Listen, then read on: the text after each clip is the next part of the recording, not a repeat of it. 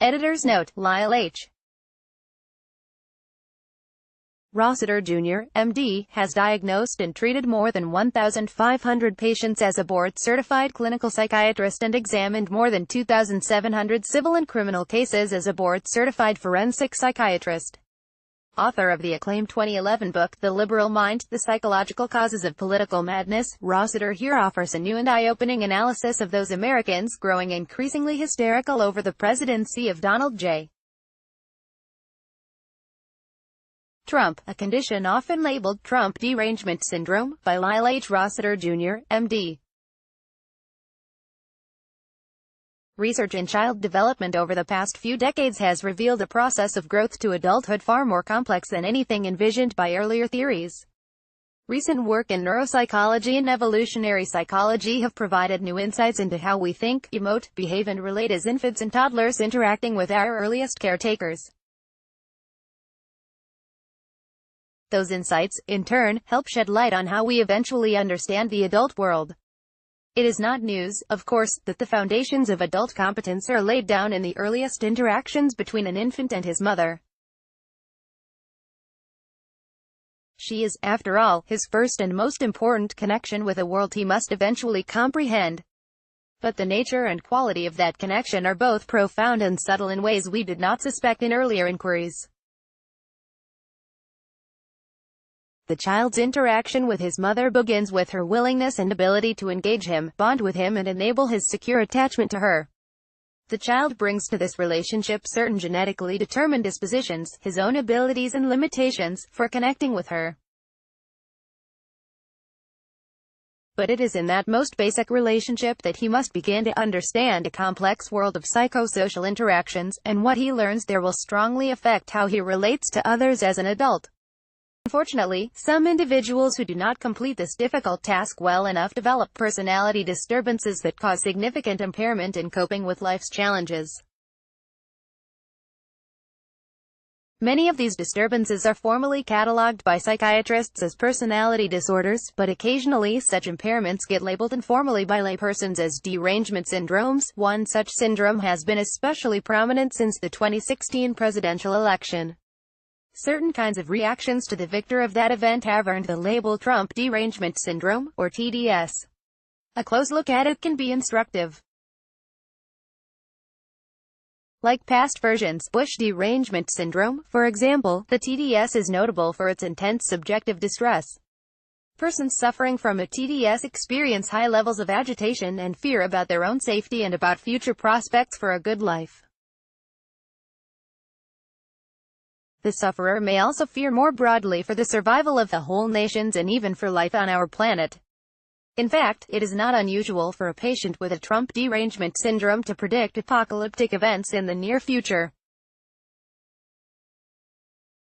These expected disasters are attributed to the predicted actions of Donald Trump in his role as President of the United States. In that role, he is seen as an especially destructive individual bent on wreaking havoc on a highly vulnerable world. In addition to fear and related symptoms, anger and rage are prominent in this syndrome. In the present case, Trump is hatefully portrayed as a diabolically villainous perpetrator of evil deeds. Calls for his death or torture or for harm to his family are not unusual, and may even be displayed with pride. What is most striking in these syndromes, however, is not the quality and degree of emotional upset. What is most striking is the extent to which individuals suffering from the syndrome distort their perceptions of real-world events, especially events in economic, social and political realms. Most prominent among those distortions is the intensely negative bias in perceptions of America in general, and of Donald Trump in particular. According to TDS sufferers, neither Trump nor America can do anything good economically, socially or politically, and neither has redeeming features. The mindset in this syndrome sees Trump as a hateful man bent on destroying lives. But there is no evidence to support this view. Trump is more than 70 years old and has no record of criminal behavior or history of destructiveness in other ways. He is certainly self-centered, egotistical and grandiose, and he is often boorish, insulting and contemptuous. He gets defensive easily and retaliates when offended in ways that are adolescent at best. He can be careless with facts and he lies too often. He has been unfaithful to his wife.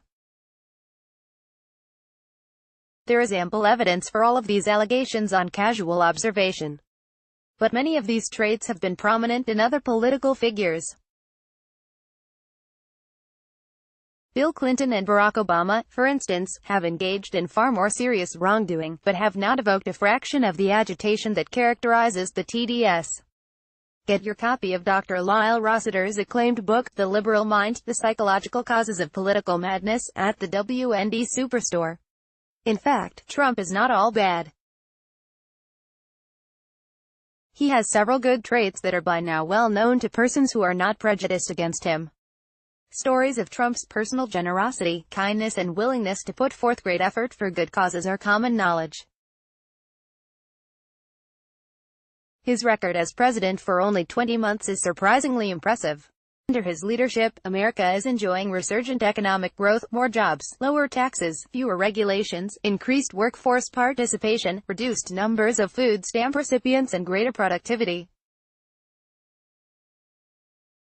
Most Americans approve of Trump's determination to protect our country's borders.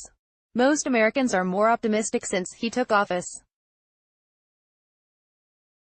Trump has attacked with great vigor a corrupt, illegal and massively exploitative deep state that has become entrenched in the bowels of Washington for decades. By any reasonable standards, these are constructive achievements, not damaging attacks on America or Americans. In the personal relationship realm, Trump seems to be on good terms with his several children. Most of us take this fact as an indicator of good character, not a sign of malevolence. By common sense measures, good long-term relationships with one's children argue against allegations of malignant intent. For most of us, a record of such relationships is an important reflection on decency. The open support of Trump's children for him, and their lack of apparent resentment toward him, suggest that he has been a caring and accessible father. On these observations, it seems that Donald Trump is an obviously mixed bag. He is a very flawed man, but also a very talented, productive, creative man. He is many things.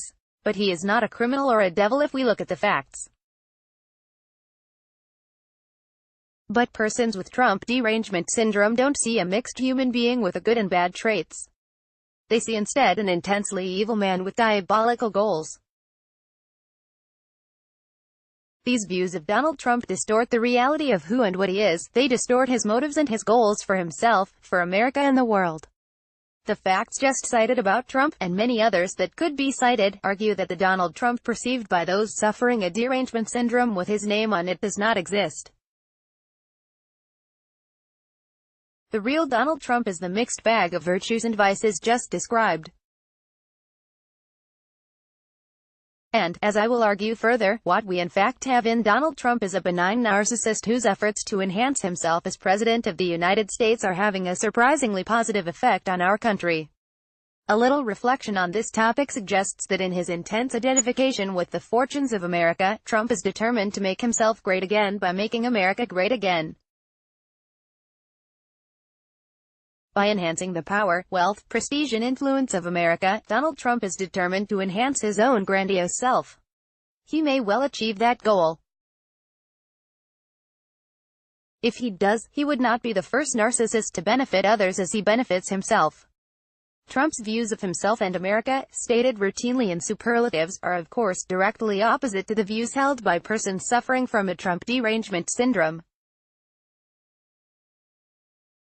Beyond their ideas about Trump himself, however, those afflicted with a TDS typically have ideas about America as a nation. It will surely surprise no one that such individuals see America in ways similar to their view of Trump. From parallel perspectives, many individuals who disparage Trump the man disparage America, the country. In fact, it is apparent that most individuals and groups on the radical political left see America as an incarnation of evil that is at least as wicked as its current president. In their eyes, our country is harsh, mean-spirited, imperialistic, racist, sexist, homophobic, indifferent to the welfare of children, and determined to deprive women of their right to have an abortion. These critics believe America is also hateful towards certain ethnic groups, especially Mideast Muslims, some of whom it refuses to admit as political refugees. The radical left sees only bad motives in the policies implicit in these allegations.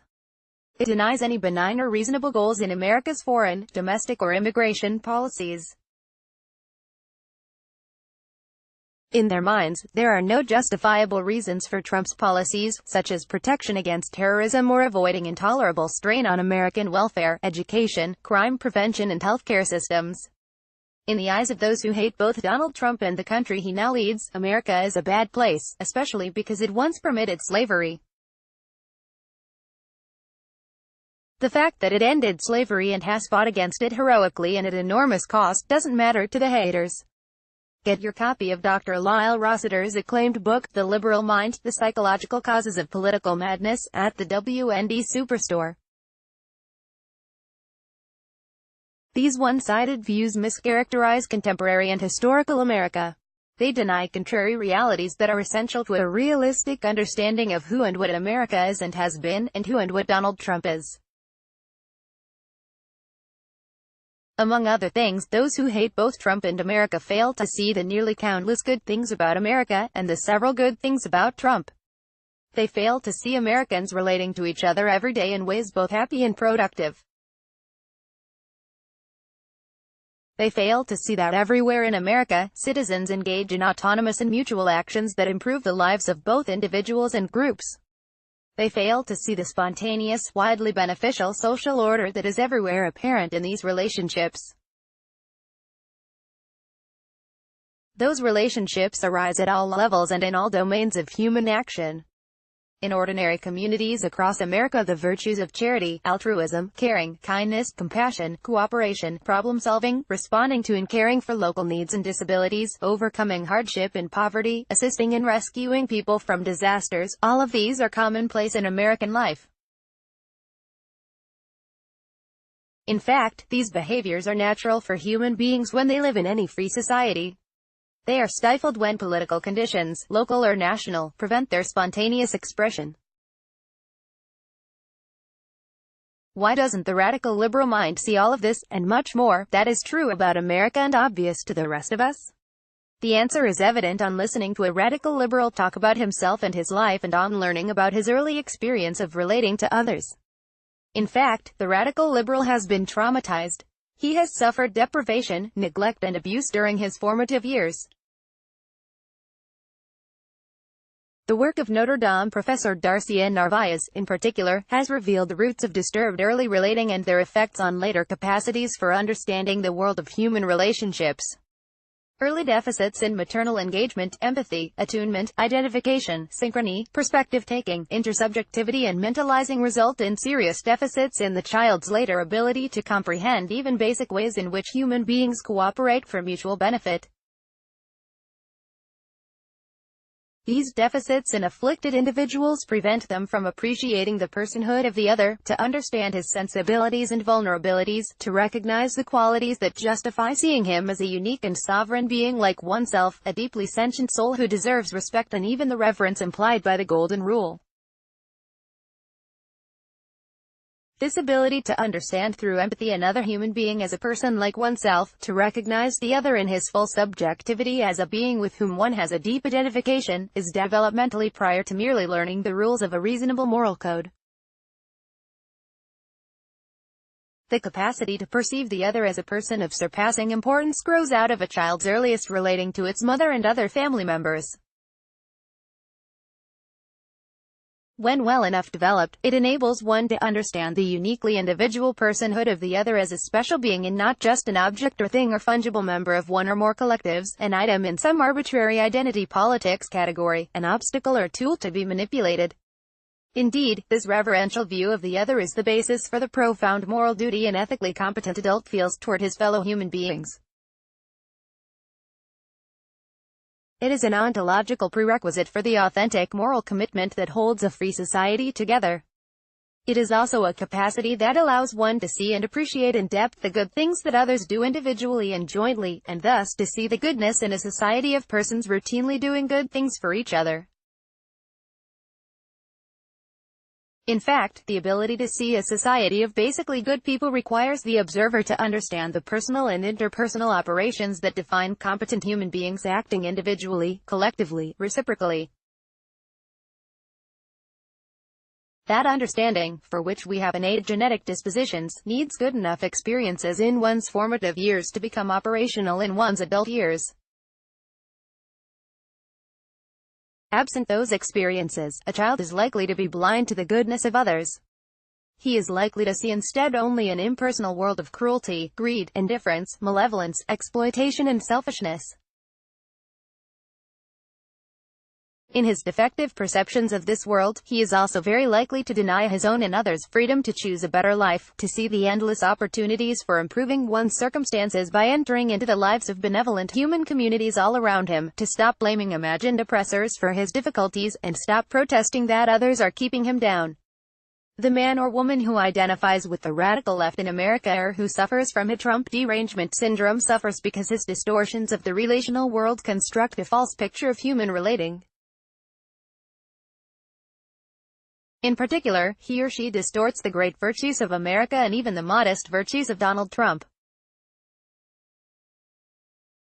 Individuals so afflicted deny the psychosocial benevolence of America and the vast numbers of generous, decent and charitable people that constitute its core population. The radical liberal mind is trapped in his bitter cynicism because he suffered certain kinds of neglect, deprivation and abuse at an early age and has had as a consequence to deny, as if they don't exist, whole realms of human experience, because awareness of those realms is emotionally painful beyond his tolerance. He has not had as an infant and toddler the deeply formative benefits of engagement, love, tenderness, protection and empathy that would allow him to understand and participate happily in the human benevolence that is everywhere available to him as an adult. To the radical liberal who is blind to an entire realm of interpersonal experience, and who distorts the realities of spontaneous cooperation in every community where freedom prevails, America and Trump are devils that must be stopped from destroying the world. The radical liberal and the Trump deranged individual see only the projections onto others of their own inner badness, greed, predation, exclusion, prejudice, bigotry, envy, jealousy and exploitative impulses. They don't see, beyond Trump's personality faults, his goodwill for America, his generosity toward veterans and other Americans, his grandiose but effective identification with the greatness of America. The dysfunctional families which radical liberals and Trump deranged sufferers come from are the source of their projections of badness onto our country. What they see in present-day America are transference versions of their own early traumas. The deeply pained, hateful, needy, greedy me, the deprived, neglected, abused me, the narcissistic, uncaring, callously indifferent parent I grew up with, all of these negative personas, and more, are projected onto the American people, onto Donald Trump as a particular individual, and onto America, the historical nation.